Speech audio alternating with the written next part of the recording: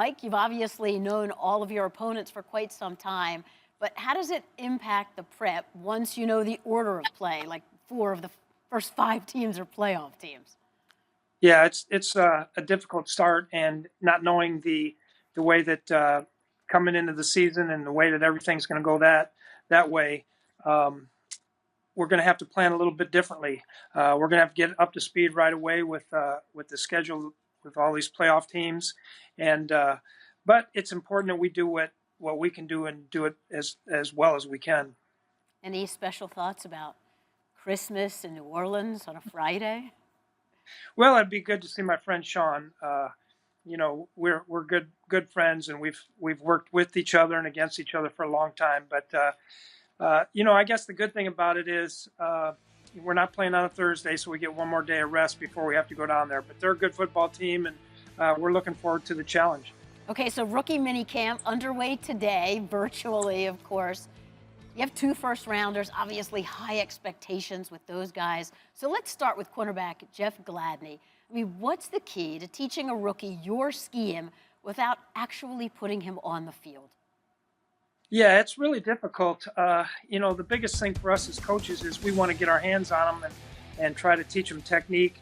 He'll be able to get all of the calls and all the different adjustments because he's a smart guy. But we really like him as a competitor, and we think he's going to add a lot to our defense. Your top 3 cornerbacks all gone. You have a young group. We know secondary is your thing.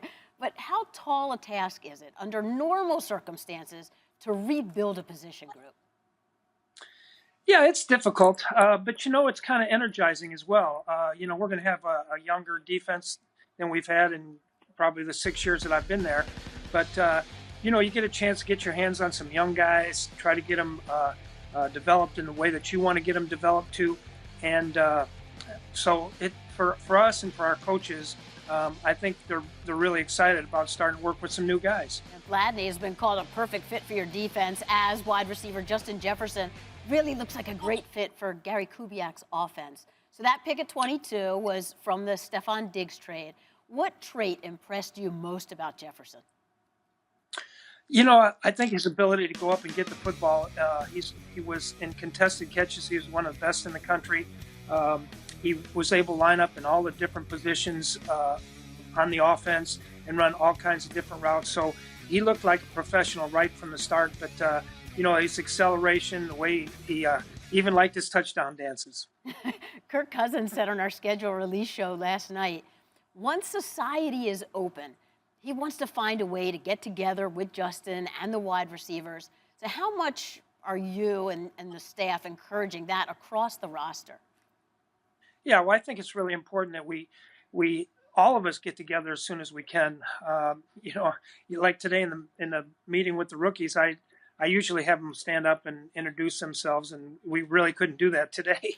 But so we just got to get around them, find out what is the best buttons to push for each and every guy, and how they learn the best, how they compete, what's the best way to fit them into our systems. And we're excited about it. We can't wait to get going as soon as we can all get there. And we're excited about the season as well.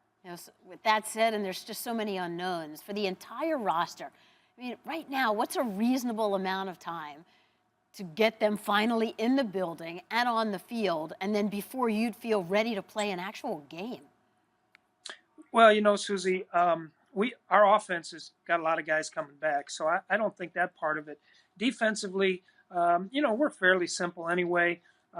We want to work on their techniques, obviously, and get them ready to go. But if we get 2 or 3 weeks, let's go play the game and see where we're at and find out how we can get better the next week and go from there. So you touched on this at the start. I mean, how many different plans do you have to have in place? If there's training camp or there's not, if there's a preseason, if the season starts on time? Yeah, that's what we're really working through right now. We had a meeting yesterday with the coaches and, just trying to figure out, okay, if we start at this point, how are we going to get moving forward? If we start at the next point, where do we go? conditioning may be a big factor with all the players since they haven't been able to go out and do the things that they normally do. So we may have to condition a little bit more, try to get them in better football shape. But I go back and I talk to Coach Parcells all the time, and back in the days they didn't have OTAs and spring practice and all those things. They had one mini camp. They had a longer preseason training camp, obviously, but we'll figure it out, and we'll go back to, if we have to go back to old school ways, we'll do that. We'll get them back in here and get them ready to go. Old school is sometimes pretty good. I mean, speaking of that, I mean, how have you just in general kind of just dealt with, this whole virtual off season? Quite honestly, it has not been as bad as what I anticipated. We're able to do all the different things. We're just not in the same room together. I do think, obviously I'd like to get around the players and the coaches a heck of a lot more than what I am, because that's why we do this. But it's gone fairly well. Our IT department, Cheryl Nygaard, has done an unbelievable job of getting everything set up so that we can have these meetings, be able to watch tape together with not only the players, with the coaches, have our normal meetings.